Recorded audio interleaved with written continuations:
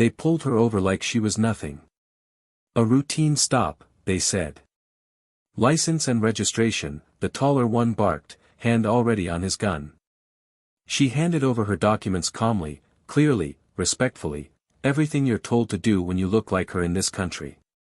But it didn't matter. He glanced at her ID, then at her face, and something shifted.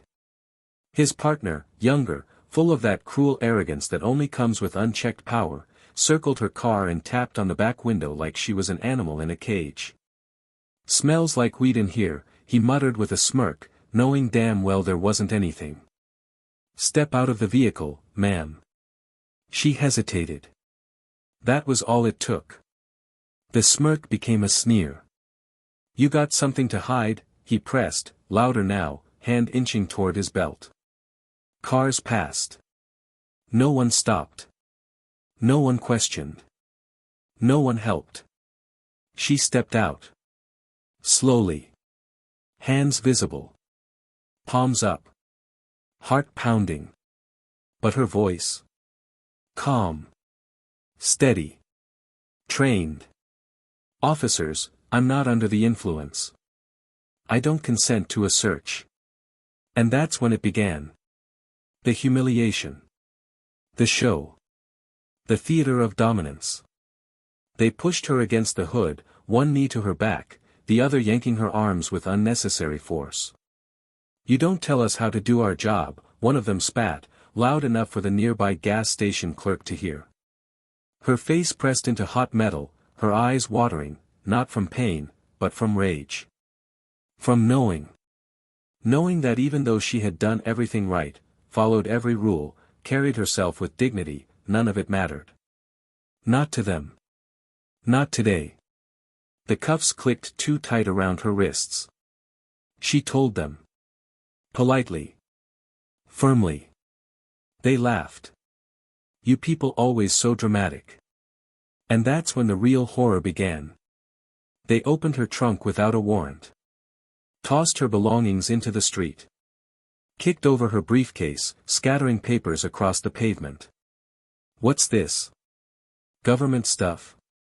The younger one squinted at a document before crumpling it in his hand and tossing it aside like garbage.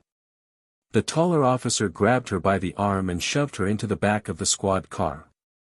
"Lucky we don't charge you for resisting," he said, slamming the door in her face. She sat there, breath shallow, skin burning from friction, wrists numb from pressure, but inside? Inside she was calculating. Not out of fear. Out of fury. They had no idea who they had just thrown into that cruiser. But they would. The drive was long. Long enough for them to talk casually up front, making jokes at her expense, calling her Queen of Attitude, laughing about how she probably teaches at some community center, mocking her for daring to speak clearly and assertively. "You think you're somebody, don't you?" one of them jeered through the rearview mirror. She didn't answer. She didn't flinch. She watched. Memorized every word. Every license plate. Every blink of their dashcam. Every corner of the streets they turned.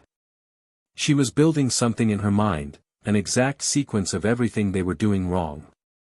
And they were just enjoying the moment. Another black woman put in her place. Another supposed lesson taught. At the station, it only got worse. They made her stand against the wall for 2 hours without explanation. Took her phone. Ignored her when she asked to make a call. Lied about her rights. "You're being held for further questioning. You fit the description," they said, eyes glinting with satisfaction. The paperwork was falsified before her eyes. A report already typed, printed, signed, complete with imaginary evidence found in her vehicle. There were no drugs. There was no offense. But they didn't care. All they saw was skin. All they knew was power. And as far as they were concerned, she didn't deserve either voice or dignity. One female officer, watching from the side, seemed uncomfortable. She fidgeted. She opened her mouth once, twice, then said nothing. Silent complicity. Fear of breaking the brotherhood. The blue wall. But her eyes told a different story. She knew something was wrong. She just wasn't ready to admit it.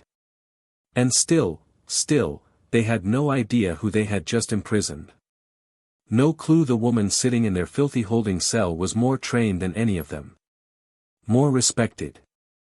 More lethal, if she chose to be. She didn't shout. She didn't threaten. She waited. Like a lion in the tall grass, patient, methodical, letting the fools come closer. Because what they didn't realize, what they never even thought to ask, was that she wasn't just some random woman on the road that day. She wasn't out running errands. She was on assignment. Deep, classified, internal affairs level assignment. And they had just become the case. Back at the precinct, one of the arresting officers pulled out his phone and laughed, scrolling through her confiscated credentials. Fake badge, he scoffed. What a joke. He tossed it across the table. It landed at the feet of the captain, who picked it up without a word. His smile faded. His eyes scanned the name. Then the seal. Then the embedded chip. The room shifted. Where did you say you picked her up? He asked, suddenly quiet. Gas station off Fulton, the younger cop replied. Caught her acting suspicious. The captain didn't speak. He turned slowly toward the hallway where she sat. Alone. Silent. Waiting. The silence that followed was deafening. Because from that moment, everything unraveled. Background checks pinged encrypted databases. Call logs matched with agency operations. Her name, redacted from every public file, now flashed across their internal servers. The woman they had mocked, humiliated, assaulted, detained, was not only FBI. She was part of the internal task force assigned to investigate misconduct within police departments. Specifically, theirs. And the worst part? It wasn't even an accident. She had chosen that street. That car.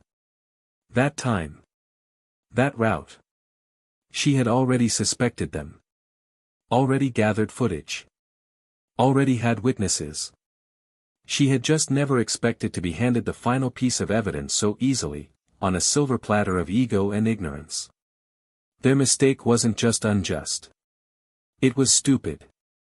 And yet, that's not even the most shocking part. Because what she did next wasn't just revenge. It wasn't just protocol. It was something else entirely. Something that shook the very foundation of the department. Something that made even the captain question everything he thought he knew. Something no one expected, from someone they thought was powerless. So now the question is, what exactly did she do after they let her go? And why did even the internal affairs director say, he'd never seen anything like it? Stay with us. You'll want to hear this to the very end. At Plow of Twist, we stand firmly against all forms of racism and discrimination. If you're a black viewer, know this, you are seen, valued, and respected. Your voice matters. Your life matters. This story is for you, and for everyone who still believes justice must be more than a word. We tell stories that reveal truth, that inspire, and that fight back with dignity. Now, sit back and get ready for a powerful story. Don't forget to hit that subscribe button and leave a like if this message resonates with you. Let's begin. Her name was Jordan Miles. 37 years old, born and raised in the south side of Chicago, forged in the fire of every barrier that tried to keep her from becoming exactly who she was meant to be. She wasn't loud, but when she spoke, people listened. Her presence wasn't about intimidation, it was about precision.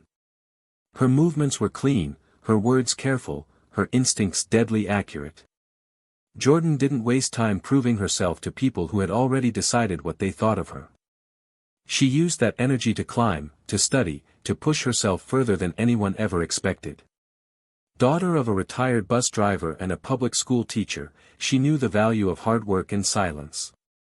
Silence wasn't weakness, it was strategy. And for years, Jordan's silence had allowed her to blend in where no one thought to look too closely. That's how she had moved through the ranks of the FBI's Internal Oversight Division. That's how she'd become one of the most respected, and most unknown, investigators assigned to rooting out corruption from within. She lived modestly in a condo just outside of Atlanta, choosing anonymity over glamour. No fancy car, no social media, no distractions. She liked to jog early, before the city buzzed to life, before the air was filled with noise. She found peace in routine. She found control in the details. Her apartment was neat, sparse, filled with clean lines and books that were underlined and annotated. No family photos on the wall, Jordan had grown used to loving from a distance. Her younger brother, Marcus, was a lawyer out in D.C., and they talked every Sunday like clockwork. Her mother had passed 4 years earlier, and her father, now 81, lived in a small assisted living facility nearby. Jordan visited often but never brought work into those visits. That part of her life stayed sealed. Her colleagues called her unshakable. Her enemies, when they finally discovered who she was, often called her something worse. Cold. Calculated. Dangerous. But Jordan didn't carry bitterness. She carried memory. Memory of being followed around stores as a teenager. Memory of seeing her best friend suspended in high school for talking back, while a white boy who threw a chair got a warning. Memory of her father teaching her at 13 how to keep both hands visible when stopped by the police. Never reach too fast. Never argue. Don't give them a reason. That lesson had stayed with her, lodged deep in her bones, and not because she was scared. But because she understood the stakes. Every black person in America understood the stakes, whether they spoke them aloud or not. On the other side of this story stood Officer Brent Haverton and his partner, Darren Cole. Brent was 39, the kind of man who wore his badge like a medal of honor and a shield against self-reflection. Raised in a rural Georgia town, son of a former sheriff and a woman who ran a local diner, Brent believed in two things, order and control. And when either of those were threatened, he reacted with a cocktail of anger and authority. His record was clean, on paper. But anyone who worked around him long enough knew his methods were aggressive, his judgments quick, and his patience non-existent when it came to people who didn't immediately comply. Brent didn't like being questioned. He believed people like Jordan needed to respect the badge first and ask questions later. Darren, younger and less seasoned, followed Brent like a shadow. 27, new to the force, and hungry for approval, Darren soaked in everything Brent taught him. He hadn't always been like that, he used to question, used to hesitate, but months under Brent's wing hardened him. The jokes got crueler. The stops more forceful. Darren started believing the world was divided between the good guys and the troublemakers. And Jordan, on that morning, in that car, fit the profile of someone he had learned to mistrust. Not because of her actions. Not because of her words. But because she didn't flinch. She didn't beg. She didn't fit into the box they needed her to stay in. It was just after 9 a.m. when Jordan pulled out of her apartment complex, heading to a briefing located in a federal building on the other side of town. She had done this route dozens of times. Her car, a gray 2020 sedan, wasn't flashy. Her clothes were professional but unremarkable. Slacks, blazer, leather folder in the passenger seat. Her badge and identification tucked securely in her side compartment, her encrypted phone buzzing with meeting details. She was early, as usual, and she stopped at a gas station along a quieter stretch of highway to fill up. The air was warm. The station was nearly empty. She moved quickly, intent on beating mid-morning traffic. That's when they spotted her. Brent and Darren, parked across the street, sipping coffee and watching.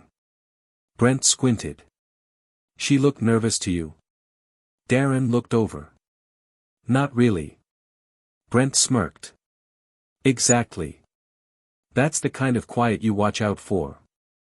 The decision was made in seconds. They didn't recognize her. They didn't know she had already been to that same gas station 3 times in the last 2 weeks as part of a pattern check. They didn't see the small camera in her lapel, recording. All they saw was a black woman alone in a decent car, in a neighborhood they'd convinced themselves didn't belong to her.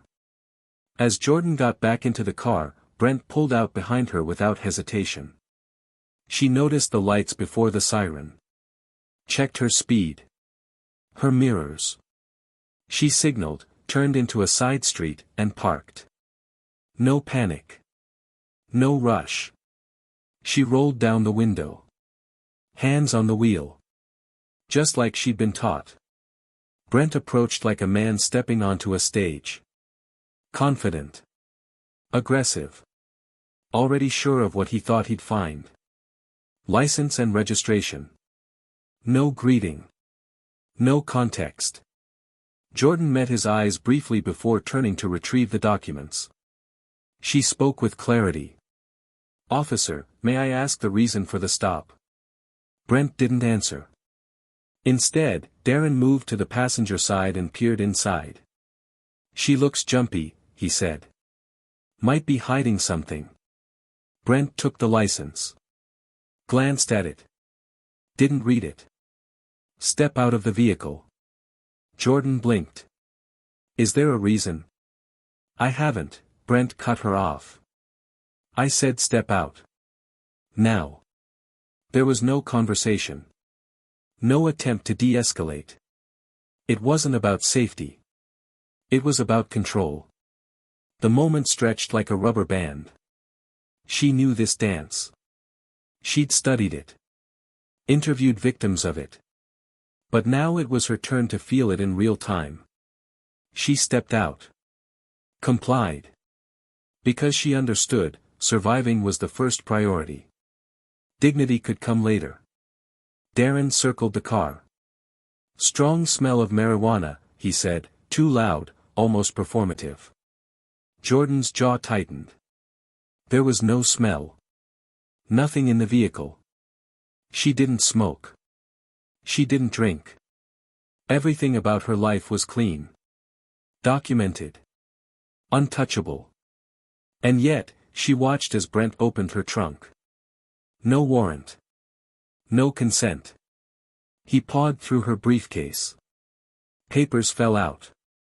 Her folder landed in a puddle. Confidential documents. Agency-level reports. He didn't even glance twice. "You always carry government files in your car?" Brent asked, smirking as if he'd uncovered a conspiracy. Jordan replied carefully, "Those are confidential. You are tampering with protected information." Brent chuckled. "Yeah. And I'm the president." Darren opened the passenger door and rifled through her glove compartment. "Aha. What's this?" he asked, holding up her encrypted phone like a trophy. Fancy tech for a regular civilian. They hadn't asked who she was. They didn't care. The assumption had already been made. She was just another black woman with an attitude, talking too smart, thinking she was too good to be questioned. They cuffed her. Tight. Brent pushed her into the back of the cruiser. Darren laughed. "Bet she teaches diversity seminars or something." Jordan said nothing. Not because she was scared. But because she had already won. She just needed time. And time was all she was about to get. What neither Brent nor Darren knew was that the moment they laid hands on her, everything changed. Everything they thought was hidden, everything they had done, every report they had bent or faked or conveniently lost, was now under review. Jordan's assignment had started weeks ago. And they had just given her everything she needed to finish it. But first, she had to survive the humiliation. The violation. The moment where a woman trained to dismantle empires had to endure being treated like she was less than human. And she did. She endured. Now the question wasn't if they'd pay. The question was how. The metal bench in the holding cell was cold against Jordan's back, but she sat upright, arms crossed, her eyes fixed on the clock above the hallway door. 3 hours. 3 hours since she was dragged off the street and paraded through the precinct like a trophy. Her wrists throbbed where the cuffs had left faint bruises, but she hadn't asked for medical attention. She wouldn't give them the satisfaction of seeing her in pain. Not yet. Across from her, a young woman sat sobbing quietly, mascara running, hoodie soaked in tears. Jordan didn't speak. She simply offered the girl a pack of tissues from her coat pocket. The girl looked at her, confused by the simple act of kindness in such a bleak space. Jordan gave her a small nod and returned to watching the clock. Waiting. Calculating. Not for someone to rescue her, but for the right moment to begin. Down the hall, Brent leaned against a desk, sipping from a chipped coffee mug, recounting the stop like a sports play-by-play to a group of amused officers. His voice was smug, his storytelling exaggerated. She thought she was slick, real confident. You know the type, kinda educated, probably got some TikTok account preaching about justice and oppression and all that. But I shut that down quick. Had her against the car in 30 seconds. The others laughed. One of them asked if she had cried.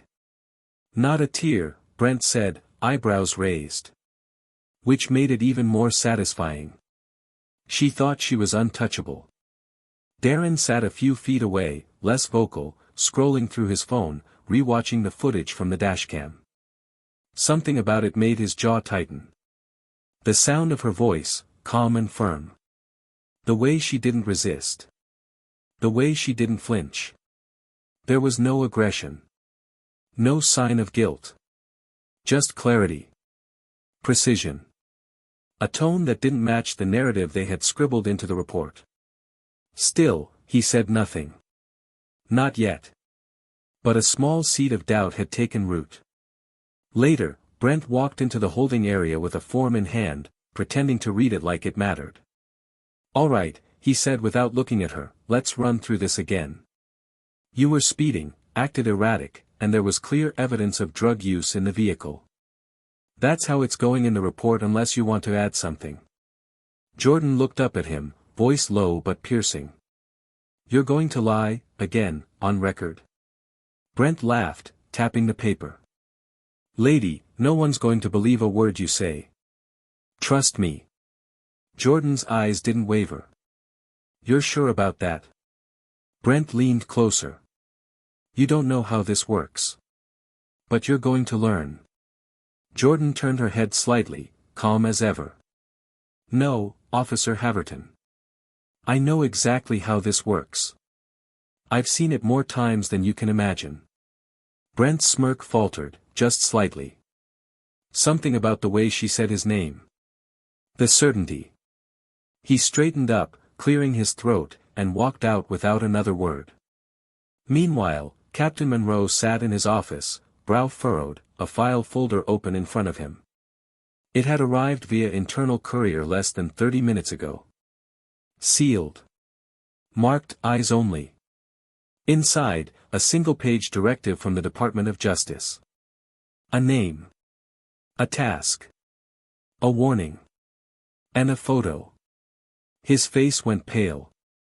He stood up quickly, called Brent in. I need to know who you brought in this morning, he demanded. Brent shrugged. Some chick from the gas station. Probably carrying. We're processing now. Monroe held up the photo. This is her. Brent's silence answered before his mouth could. That woman is federal oversight, Monroe said slowly. Do you know what that means? You didn't just make a mistake, you detonated a landmine. Brent scoffed, but the sound was thinner now. You serious? Monroe didn't blink. Internal affairs. Deep cover. This woman outranks everyone in this building. Including me. The silence stretched. Darren, listening from the doorway, felt a chill climb his spine. We need to fix this, Brent muttered. Before it goes higher. Monroe's stare was cold. It's already gone higher. She hasn't said a word because she doesn't need to. Do you understand the level of protocol breach we're facing? She has us. Completely. Back in the cell, Jordan received her coat and phone. You're free to go, the desk sergeant mumbled. No apology. No explanation. Just the mechanical process of release. But she didn't move right away. Am I being charged? She asked plainly. The sergeant shook his head, avoiding her eyes. No charges. Jordan took her time standing, adjusting her sleeves, placing her phone in her pocket. Before leaving, she turned back, her voice sharp. Every second of this is on record. You know that, right? The sergeant froze.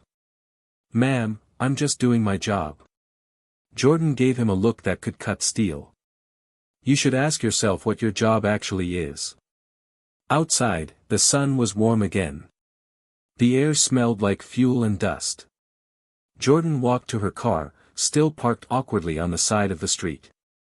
No ticket. No toes. Just fingerprints and the faint stench of power gone wrong. She sat behind the wheel, closed her eyes for 5 seconds, and then called a number from memory. It rang twice. It's done, she said. Yes. They handed it to me. All of it. That night, she worked in silence. Files uploaded. Footage copied. Audio cleaned and transcribed. She drafted her report with surgical precision, noting every timeline, every action, every violation. Her hand didn't shake once. But this wasn't about revenge. It was about exposure. About stripping the veil of protection from men like Brent and Darren. Men who had built careers on fear and silence. Darren sat in his apartment, staring at his screen. He had watched the footage 4 more times. Each time, it got harder to ignore the truth. She had done nothing wrong. And he had stood there. Helped. Enabled. Brent called him that night. You good? He asked casually. Darren hesitated. Yeah, he lied. But his hands wouldn't stop sweating. The next morning, the precinct was quieter than usual. Whispers ran like electricity through the halls. Someone said Washington was on the line. Someone said 2 IA agents were flying in. Brent walked in like nothing was wrong, but his smile didn't quite reach his eyes. He passed Jordan's nameplate on a printed memo in the captain's office and felt something twist in his gut. Jordan, meanwhile, wasn't done. She moved through her day as if nothing had happened. Attended meetings. Reviewed case files. But everything had shifted. She was no longer observing. She was preparing. And she knew exactly where to strike next. Because what they didn't realize, what they still hadn't pieced together, was that their mistake had triggered something much bigger than just a suspension or a reprimand. This wasn't just about them anymore. It was about the entire system they represented. The files she was building weren't for a report. They were for a hearing. A federal one. Broadcast. Documented. Permanent. And before this story ends, someone will lose more than just a badge. But they don't know that yet. They still think they're safe. They still think she walked away quietly. They don't hear what's coming next. But they will.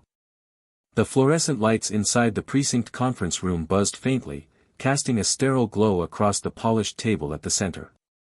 Jordan sat at the far end, composed as ever, dressed in a charcoal blazer, her posture impeccable. A thick file rested in front of her, closed. 2 federal agents in plain suits flanked her, silent, observant, their presence enough to unsettle anyone with something to hide. Across from her sat Captain Monroe, his eyes darting between the documents in front of him and the woman who, until days ago, had been written off as a minor inconvenience. His face bore the weight of someone who realized far too late that he had been outplayed from the beginning. Brent stood to the side, arms crossed, lips tight, wearing his defiance like armor, while Darren sat beside him, visibly pale, the regret now fully etched across his face. Jordan didn't speak right away. She opened the file slowly, methodically, revealing a stack of printed images, timestamps, audio transcripts, and a list of badge numbers. No theatrics. Just evidence. The silence in the room stretched, and when she finally did speak, her voice was low and unwavering. I've compiled and verified 37 individual complaints tied to officers within this department over the last 5 years. 24 of them were suppressed. 11 never even made it to internal review. And all of them involved the same patterns: fabricated reports, unlawful searches, excessive force, racial profiling. Her eyes locked onto Monroe's. This wasn't negligence. This was strategy. Monroe opened his mouth as if to respond, but she lifted a hand slightly, silencing the room without raising her voice. Her authority wasn't loud, it was absolute. This week, she continued, flipping through the pages, you added one more to that list. Me. She paused and let the weight of that settle before speaking again. You didn't know who I was. And that's exactly the problem. You don't ask questions. You assume. You act. And you cover it up. Darren's throat tightened. He hadn't said a word since the meeting began, but now he looked at her, eyes hollow. I didn't know, he said quietly. I didn't know who you were. Jordan turned her gaze toward him, her expression unreadable. You didn't need to know who I was to do the right thing, she replied. And that's what makes you just as responsible. Brent scoffed. So this is what it's about. Revenge? You got embarrassed, so now you want to take the whole place down. He stepped forward slightly, gesturing toward the file. You think these papers are gonna change anything? You don't know what it's like in the field. People lie. People resist. You want to sit in an office and judge those of us who actually do the work. Jordan didn't flinch. What you call the work is the rot eating away at the foundation of this country. You talk about lies. I've got footage of you mocking victims. I've got bodycam audio of you planting suspicion where there was none. You're not protecting people. You're protecting your power. Brent's voice rose, just slightly. You don't know me. Jordan leaned forward just a bit, eyes sharp. I know exactly who you are. Because I've spent the last year investigating men exactly like you. And I've seen what happens when no one stops them. Monroe stood then, attempting to regain control of the room. Let's not escalate this, he said. Agent Miles, I understand emotions are high, but if this is going to internal affairs, it already has, Jordan interrupted. Everything you're seeing today has been submitted, cross-verified, and is currently under review by a joint task force. And the Department of Justice is preparing a formal statement as we speak. This department will be audited. Personnel will be reassigned. Some will be removed. Permanently. For the first time, Brent took a step back. Darren looked down, his hands trembling slightly in his lap. Jordan reached into her folder again and pulled out a small USB drive, placing it on the table. That, she said, contains a full recording of my unlawful arrest, beginning from the moment I was pulled over. The dashcam. The mic feed. The station footage. Your own words. Your own actions. No editing. No speculation. Monroe looked at the drive as if it might explode. Brent remained frozen, his jaw clenched, rage and fear twisting behind his eyes. You set us up, he muttered. You baited us. Jordan nodded, just once. I gave you an opportunity. And you chose who you are. Darren finally spoke again, his voice shaking. I thought it was just a routine stop. I didn't realize how far it was going until it was too late. He looked directly at her now. I'm sorry. Jordan stared at him for a long moment. There was something in her gaze, disappointment, maybe, or simply the weight of knowing that apologies can't undo impact. You had a choice, she said softly. We all do. The door opened then, and another federal agent entered. He handed a sealed folder to Monroe and whispered something into his ear. Monroe's face shifted again, this time to resignation. The moment had come. There was no more time to delay. "We're placing Officer Brent Haverton on immediate administrative leave pending investigation," Monroe said reluctantly. "And Officer Darren Cole will be reassigned to non-field duties until further notice." Brent exploded. "You're kidding me. You're letting her waltz in here and ruin lives over, what, some overreaction?" "She didn't ruin anything," Monroe said, voice thin and tired. "You did." Jordan stood, gathering her documents with quiet finality. "This isn't about me," she said. "It's about accountability. Something this department has been avoiding for far too long." She walked toward the door, her heels sharp against the linoleum floor. Just before leaving, she paused and turned back. "I'm not the enemy," she said. "But I will be the end of everything that lets men like you operate without consequence." The room remained silent as the door clicked shut behind her. Outside, the sky was beginning to shift, gray clouds moving slow across the horizon, like a storm waiting to break. Jordan walked calmly to her car, started the engine, and pulled away without a single glance back. She didn't need to look. She already knew what was coming. What none of them knew, however, was that this wasn't the end. It was just the beginning. The storm broke 2 days later, not in the sky, but in headlines, inboxes, newsrooms, and every precinct briefing across the state. By sunrise, Jordan Miles' name was no longer just a whispered curse inside the Fulton County precinct, it was a symbol. A federal press release revealed the full scope of the investigation she had orchestrated. Phrases like systematic abuse, unlawful practices, and violation of federal civil rights statutes echoed across media channels. Major networks aired the dashcam footage without censorship, letting the country watch the humiliating arrest, the planted suspicion, the silence from surrounding officers. People watched as a black woman was pulled from her car, searched without cause, and detained under false pretenses. But the world also watched what came after, the poise in the interview room, the resolve in her voice, and the cold, surgical way she brought a corrupt system to its knees. Inside the precinct, chaos bloomed. Officers who had always thought themselves untouchable now reviewed every past report with trembling hands. Rumors swirled. Some scrambled to distance themselves from Brent. Others whispered about transfers, retirement, early resignation. Captain Monroe had locked himself in his office most of the day, the blinds drawn, the phone pressed constantly to his ear. But nothing could slow the tidal wave. Internal affairs had moved in with full force, auditing files, seizing hard drives, interviewing everyone from the front desk clerk to senior detectives. The energy had shifted, irreversibly. In one of the smaller offices, Brent sat alone, no longer in uniform, staring blankly at the notice of suspension in his hand. His eyes were bloodshot, jaw locked tight, chest heaving with a cocktail of rage, fear, and disbelief. The chair across from him creaked as Darren walked in, shutting the door quietly behind him.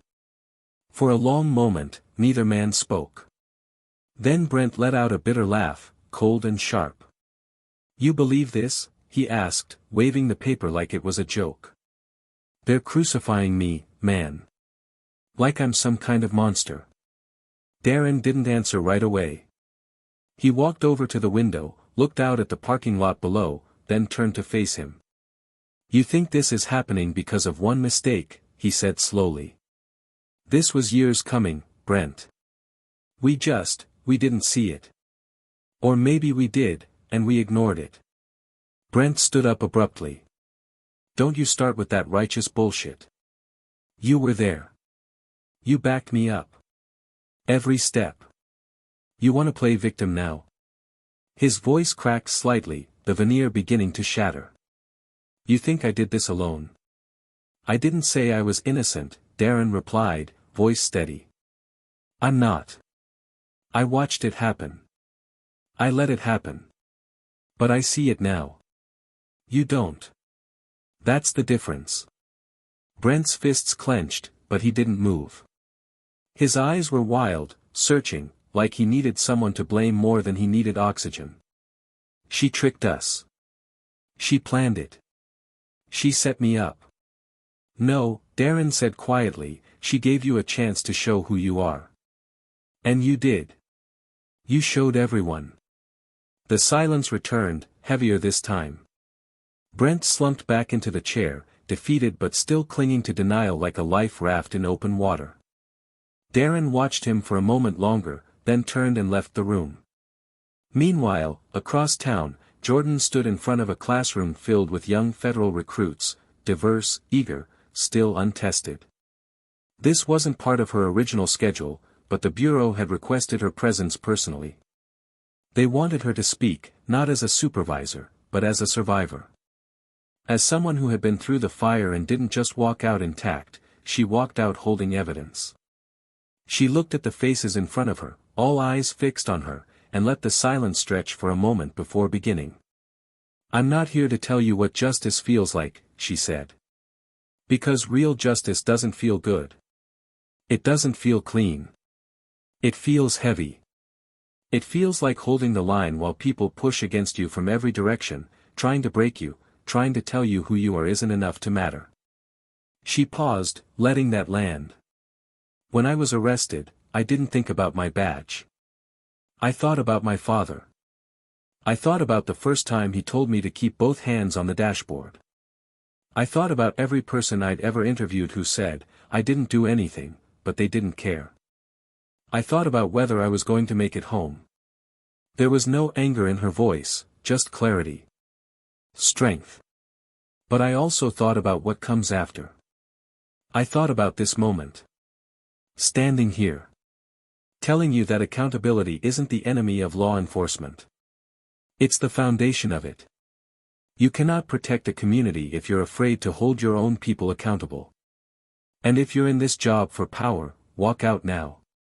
The room was still, breathless. No one moved. No one blinked. She let the silence speak again, then simply said, that's all. Back at the precinct, Monroe finally opened his office door. He walked the hall like a man who'd aged 20 years in a week. He called Brent in for one final meeting. Brent entered, shoulders squared, still clinging to the last strands of pride. Monroe didn't mince words. The DOJ has made their decision, he said. You're being terminated. Effective immediately. Your certification is being revoked. You'll be listed in the national database. You won't wear a badge again, not here, not anywhere.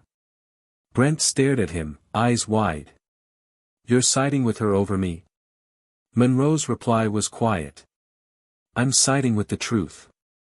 Something you left behind a long time ago. Brent's laugh was empty now. She destroyed everything. Monroe leaned back, his face cold. No. You did that yourself. Outside, reporters waited. The precinct was under siege not with bullets, but with cameras, microphones, and questions. The story had gone viral. Jordan's name trended across every platform. Civil rights leaders called her a hero. Critics tried to spin narratives, but the evidence was indisputable. The footage didn't lie. The documents were real. The broken system had been exposed by the very person it tried to crush. Later that night, Darren stood outside the building, staring at the parking lot where it had all started.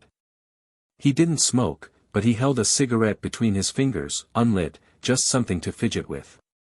Jordan approached him from behind, and he turned slowly. I figured you'd be halfway across the country by now, he said. She gave a small shrug. There's still work to do. He nodded, looking down.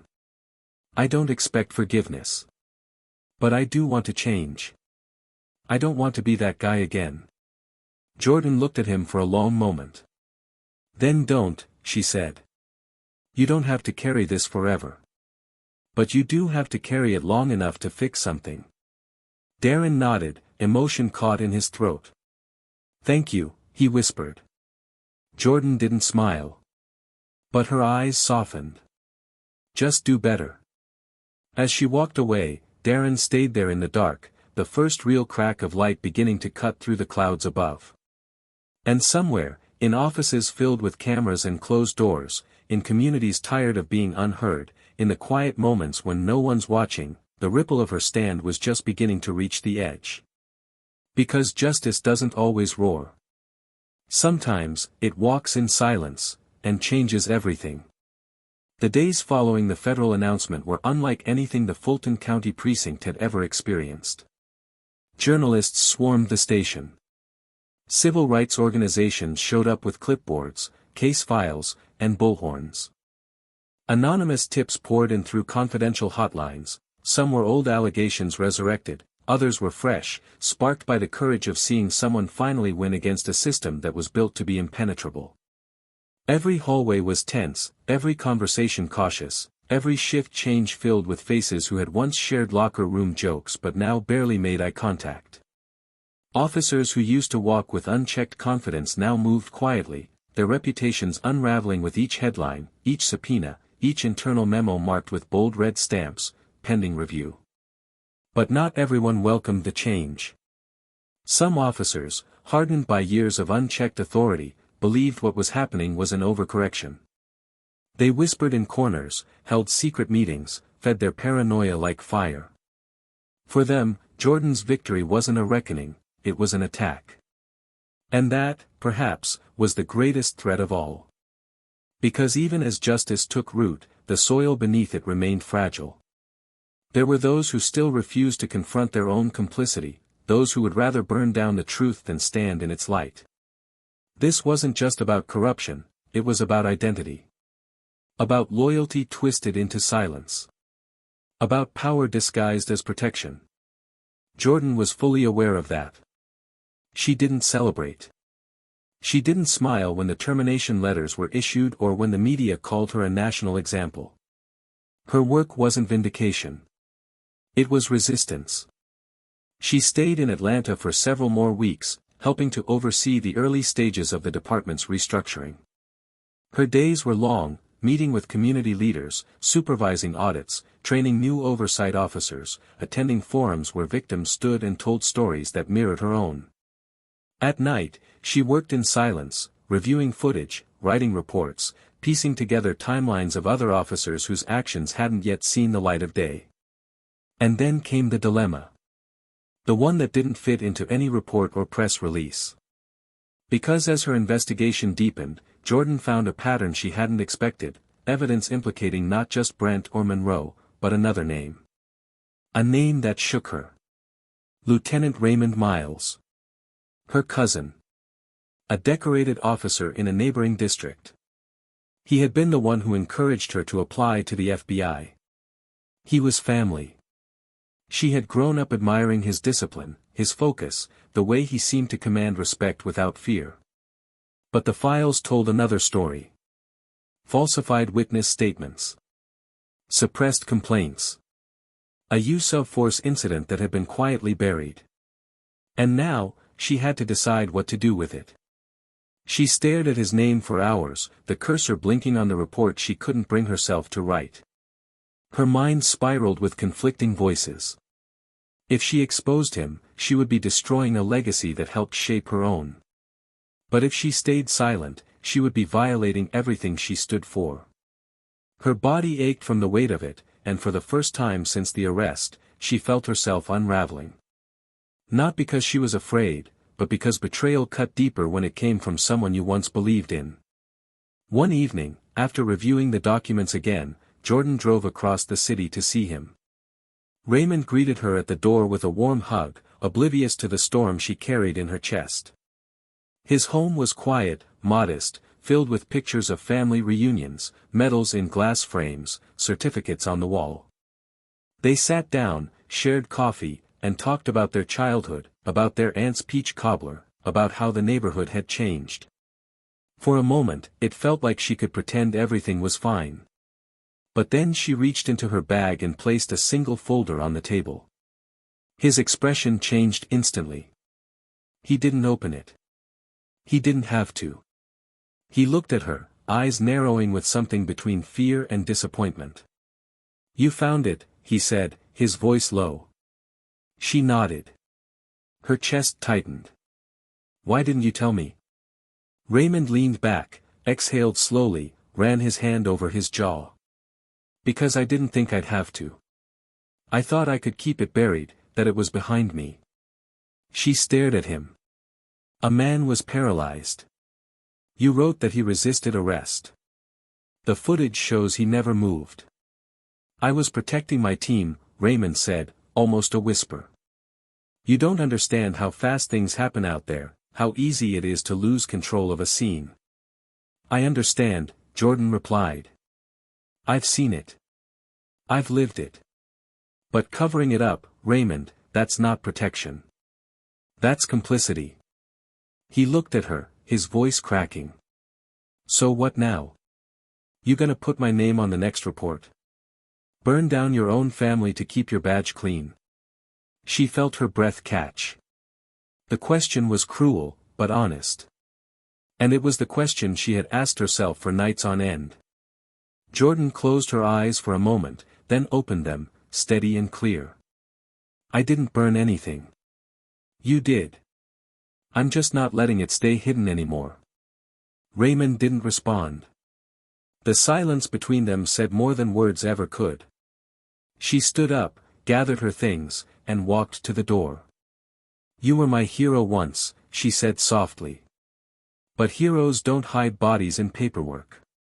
As she drove away, the tears came, not from sadness, but from the weight of doing what was right when it tore you in half. She had exposed strangers, yes, but now she had exposed blood. And that made the justice feel less like a victory and more like a wound that would never fully close. Back in her apartment, Jordan poured herself a glass of water and stood by the window, looking out at the city. The skyline shimmered under the glow of distant streetlights, and for the first time, she felt the exhaustion settle into her bones. This wasn't a war with a clear end. It was a long, grinding battle, and every step forward revealed another fault line beneath the surface. But she didn't regret it. Not a single step. Because this wasn't about her. It never had been. It was about the girl crying in the holding cell, the father teaching his son how to survive a traffic stop, the mother whose 911 call led to her own arrest, the boy who never came home. It was about all of them, and as the city pulsed below her, Jordan knew one thing with absolute certainty: this wasn't over. But she was ready for whatever came next. The following week, the halls of the federal building where Jordan now worked were quieter than usual. The press had calmed down slightly, though whispers still lingered in elevators and corridors. She could feel it in the way people paused when she passed, not with hostility but with hesitation. Admiration mixed with unease. She had become something more than just an agent, she was now a symbol. And symbols, even when revered, are often held at a distance. Jordan didn't mind the silence. She preferred it. It gave her space to think, to breathe, to process the unraveling that had followed the storm she ignited. And still, as much as the system had shifted, the weight of her choices pressed heavy on her shoulders. Her meetings had taken a different tone lately. No longer just investigative briefings or oversight sessions. Now she was being asked to speak on ethics panels, to consult on new departmental reforms, to help train officers on de-escalation and accountability. It felt strange, being invited to rebuild what she had just torn down. Some part of her wanted to say no. That it wasn't her responsibility to fix what others had broken. But another part of her, the part shaped by years of watching injustice go unchecked, knew that stepping away wasn't an option. If she didn't stay involved, the change wouldn't last. It would fade into another news cycle. Another headline. Another forgotten scandal. She couldn't let that happen. One afternoon, after a particularly intense session reviewing the body cam protocols for a neighboring department, she received a message. A request. Someone wanted to meet with her. Someone unexpected. Darren. The name hit her with a mixture of emotions. She hadn't seen him since the internal hearing. He had been reassigned, placed on desk duty, stripped of his gun and patrol authority. She had assumed he would quietly fade into the backdrop of the department like so many others who survived scandals by staying small, keeping their heads down. But he had reached out. He wanted to talk. Not about reinstatement. Not about revenge. Just, talk. They met at a small cafe tucked on the edge of the city, the kind of place with mismatched mugs and creaky wooden chairs. Darren was already there when she arrived, sitting at a corner table, nursing a cup of coffee that had clearly gone cold. He stood when he saw her, unsure of whether to shake her hand, to sit, to apologize on the spot. She nodded once and sat across from him, allowing the silence to settle before either spoke. He exhaled deeply, his voice quiet. "I wasn't sure you'd come." Jordan looked at him evenly. "Why did you ask me here?" He looked down at his hands, rubbed his thumb over a worn spot on the cup. "Because I needed to say something to your face. Not in a memo. Not in a courtroom. Just, human to human." She didn't interrupt.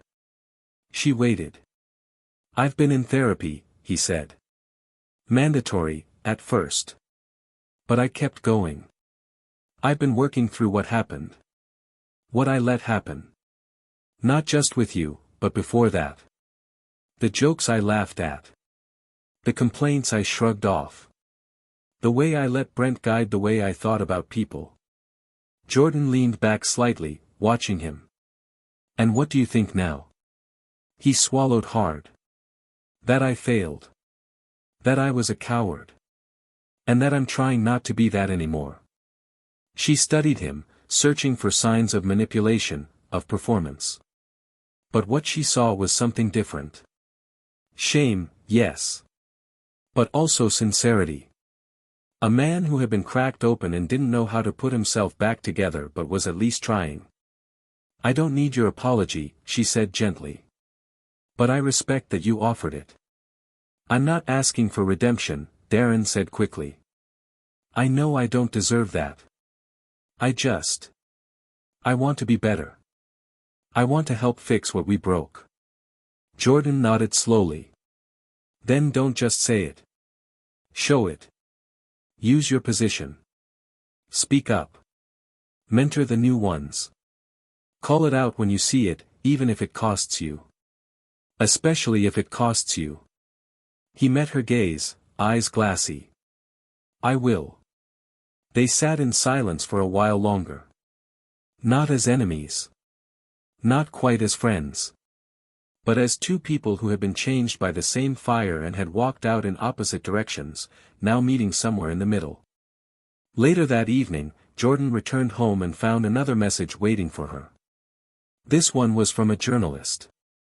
A young black woman working on a documentary about systemic abuse and whistleblowers in law enforcement. She wanted Jordan to participate. To share her story publicly. To go on record in front of cameras and give voice to what so many people had lived through but never had the power to name. Jordan hesitated. She had always worked in the shadows, preferred the silence of behind-the-scenes work. But now, people wanted her story. They wanted her face. Her name. To turn her into a figure, a message. And she had to decide if she was ready for that. If she could bear the scrutiny. The backlash. The weight of being seen. She stared at the email for a long time, then opened a new message to her brother Marcus. They hadn't talked in over a week. Their last conversation had ended in tension, him warning her to be careful, that going public would make her a target. He was right. But she still needed to hear his voice. She asked if he could talk. He replied instantly. 10 minutes later, they were on the phone. "I saw the news," he said, his voice tight. "They're calling you a hero." "I didn't ask for that," Jordan replied. "I know you didn't," he said. "But it doesn't change what you did. You stood up. You didn't look away. I'm proud of you." She closed her eyes. "It doesn't feel like enough." "It never will," Marcus said softly. "That's how this works. You do everything right, and it still feels like you've only scratched the surface. But that scratch? It matters. It lets the light in. They talked for nearly an hour. About their mother. About old family photos. About how Marcus was thinking of taking a sabbatical to volunteer with legal aid clinics. About how change wasn't linear, but generational. And by the end of the call, Jordan knew her answer. She would tell her story. But on her terms. She reached out to the journalist the next morning, agreeing to the interview. They met in a quiet studio 3 days later, just the two of them, cameras dimmed, questions soft but direct. Jordan spoke clearly, without anger, without theatrics. She told the truth. About the arrest. About the years of watching complaints dismissed. About the way silence is taught and rewarded. About the night she realized she had to choose between safety and integrity. The interview went viral within hours. Not because it was loud, but because it was honest. Raw. People saw themselves in her. People who had been wronged. People who had stayed quiet. People who had given up hope. And for the first time in a long time, they saw someone who didn't just survive the system, but confronted it, cracked it open, and lived to speak the truth. Jordan didn't hide after that. She traveled. She spoke at colleges, at police academies, at community centers. Her story became a case study in oversight training. But more than that, she used her platform to amplify other voices. Victims. Advocates. People who never got their day in court. She made space. She built bridges. And she never stopped working. And yet, through it all, she stayed grounded. She still jogged early in the mornings. Still visited her father every weekend. Still cooked her mother's gumbo recipe when she needed comfort. Because no matter how large her story grew, she remained who she always had been, Jordan Miles. Focused. Quietly relentless. Committed to justice, not glory. And somewhere deep down, she knew the final chapter had yet to be written. The weeks that followed blurred into each other, a constant wave of interviews, meetings, panels, and long drives between cities where Jordan stood in front of strangers and peeled back the layers of her experience one sentence at a time. Each event felt heavier than the last, not because of the stage, not because of the exposure, but because of the people who came up to her afterward with trembling hands and hollow eyes, carrying stories they had never told aloud. Some whispered, some cried, some simply nodded in silence, their presence enough to speak volumes. She listened to them all. From mothers who lost sons to traffic stops that turned violent, to former officers who had walked away from a system they couldn't fix, to children who saw their parents harassed and were still trying to make sense of it. It was all too familiar, and yet each story cut a little deeper. Jordan didn't offer easy answers. She didn't pretend to heal wounds she couldn't possibly understand in full. But she made one thing clear every time: she wasn't there to inspire. She was there to fight. To hold the line for those who couldn't. To remind the world that silence wasn't an option anymore.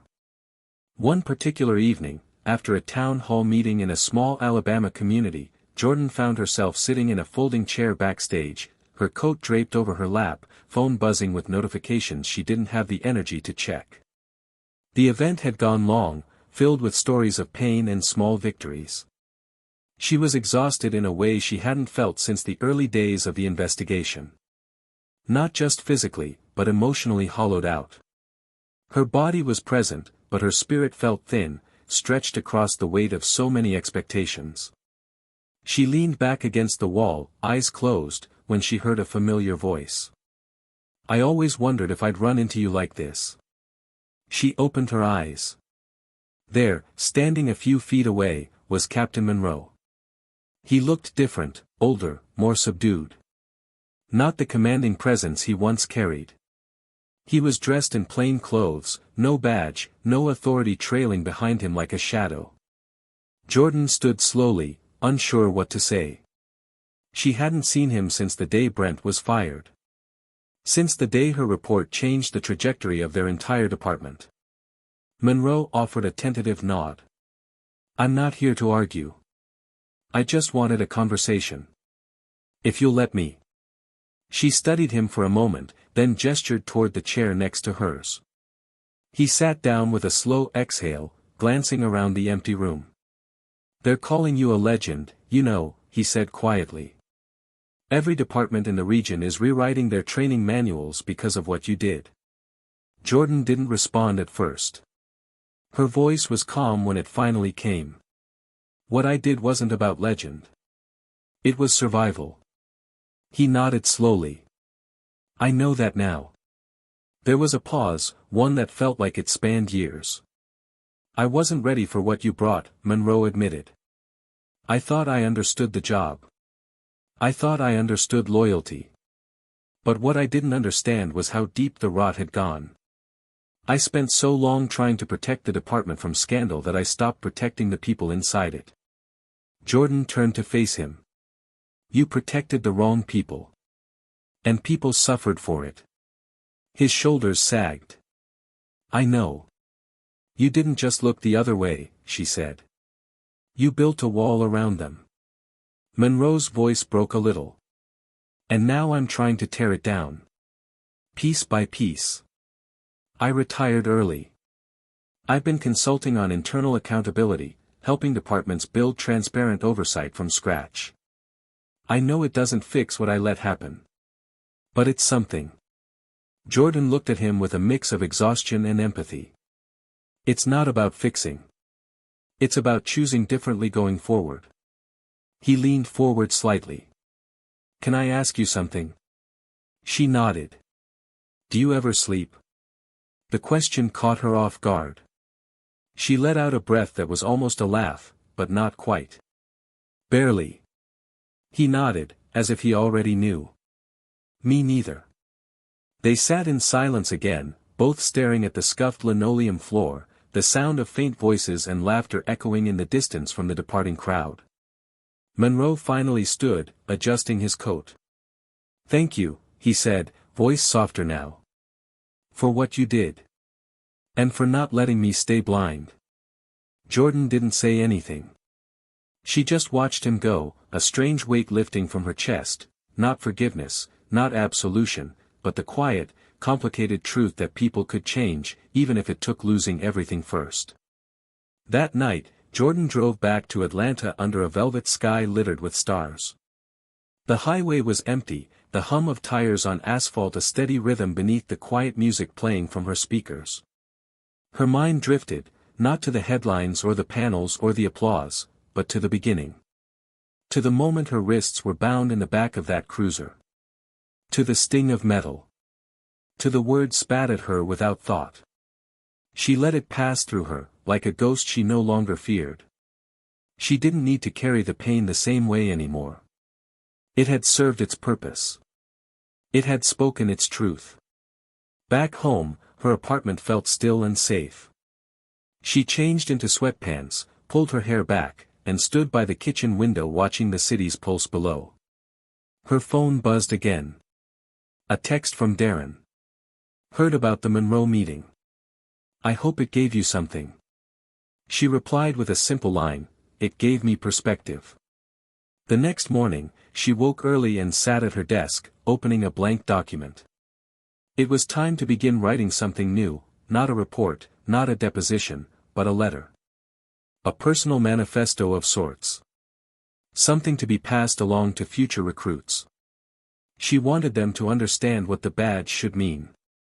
Not what it had become in the hands of the wrong people, but what it could be when worn with integrity. She wrote about compassion. About patience. About the courage to speak when it's easier to stay silent. About the truth that sometimes, justice comes at a cost, but silence costs more. As the sun climbed higher, casting golden stripes across her desk, Jordan paused, hands resting on the keyboard. She thought about her mother, her voice always calm, always firm. Never let anyone else decide your worth, she had once told her. But don't forget, worth doesn't come from being right. It comes from doing right. Jordan closed her eyes, let the word settle, then typed the last line. If you ever find yourself wondering what the right thing is, look for the choice that costs you something. That's usually the one. She hit save.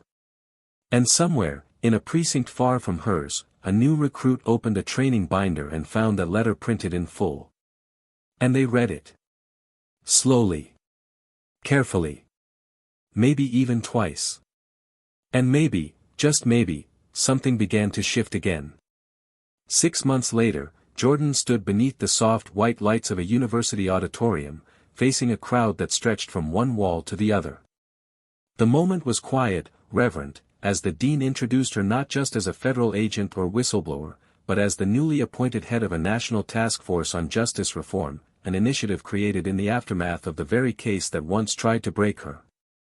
Her name was now etched into federal legislation, into academy syllabi, into the memories of communities who had longed for someone to speak with both power and purpose.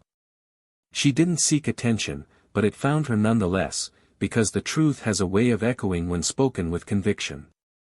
And now, with her appointment official and her work institutionalized, she stood not as a survivor of injustice, but as the architect of a new era. Behind the scenes, Darren had taken a quieter path. After months of internal training, mentorship sessions, and field restrictions, he made the decision to transfer to a different department, one rooted in community policing and conflict resolution. He no longer carried a badge that hid him from scrutiny. Now, he walked with full transparency, often in plain clothes, embedded in the neighborhoods he once only patrolled from behind a window. He worked directly with youth programs, facilitated town halls, and took it upon himself to educate young cadets on the dangers of silence and complicity. In time, he earned cautious respect, not for what he had done in the past, but for how deeply he had committed to never becoming that man again. Redemption, he realized, wasn't given. It was built, slowly, painfully, one choice at a time. Brent, on the other hand, disappeared from the public eye. After the loss of his badge, he faced civil suits and depositions that tore through the carefully constructed image he had once carried with pride. His home was sold, his name scrubbed from plaques and records, his pension frozen pending litigation. The last known update placed him in a small town several hours away, working odd jobs and refusing interviews. He never apologized. Not publicly. But perhaps the silence he was forced into was, in its own way, the consequence he could never imagine himself facing. Power had shielded him for years, until it didn't. And in that space, stripped of the uniform he once weaponized, he was forced to meet the man he had avoided all his life. Captain Monroe went on to become one of the most active voices in institutional reform, partnering with Jordan's task force as an external advisor. He no longer clung to his former authority, but instead used his past to warn others of what happens when leaders become gatekeepers of corruption. He sat on panels with tears in his eyes, often admitting, without pride, how long he let loyalty cloud judgment. His voice was quieter now, his words measured, but his impact, especially among young law enforcement, was undeniable. He became a symbol, not of success, but of transformation.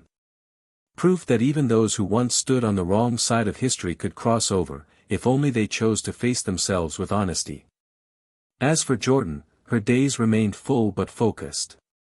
She traveled across the country with a team of analysts and civil rights lawyers, helping departments implement independent oversight boards, restructure complaint systems, and diversify training approaches. She created a national database of officer conduct, accessible to the public, and pushed for mandatory implicit bias testing across all law enforcement branches. Her work was hard. Exhausting. Often met with resistance. But she never stopped. Because every time she stepped onto a stage or into a room, someone approached her after, someone who said, "You made me believe again." And that was enough. But perhaps the most surprising turn came one afternoon, months after her appointment, when she received a letter. Handwritten. From the young woman who had sat beside her in that cold holding cell the morning of her arrest. The girl's name was Liana. In the letter, she thanked Jordan, not just for the tissues she'd offered in silence, but for the strength she'd shown without needing to say anything at all. Liana had since left her toxic relationship, finished her GED, and was now applying for criminal justice programs. "I want to make a difference too," she wrote. "Because I saw someone like me stand up and not flinch." Jordan read the letter twice, then placed it on her desk. It reminded her why the work mattered, why the nights without sleep, the travel, the pressure, all of it, was worth it. She hadn't just changed policy. She had changed lives. And not through a single grand gesture, but through every quiet choice to keep moving, to keep speaking, to keep showing up. And now, as she looked out over that auditorium filled with future leaders, her voice rose with calm certainty. "You will be told to stay in line. To wait your turn. To let someone else speak. But I'm here to tell you this: when injustice stands in front of you, don't ask for permission to confront it.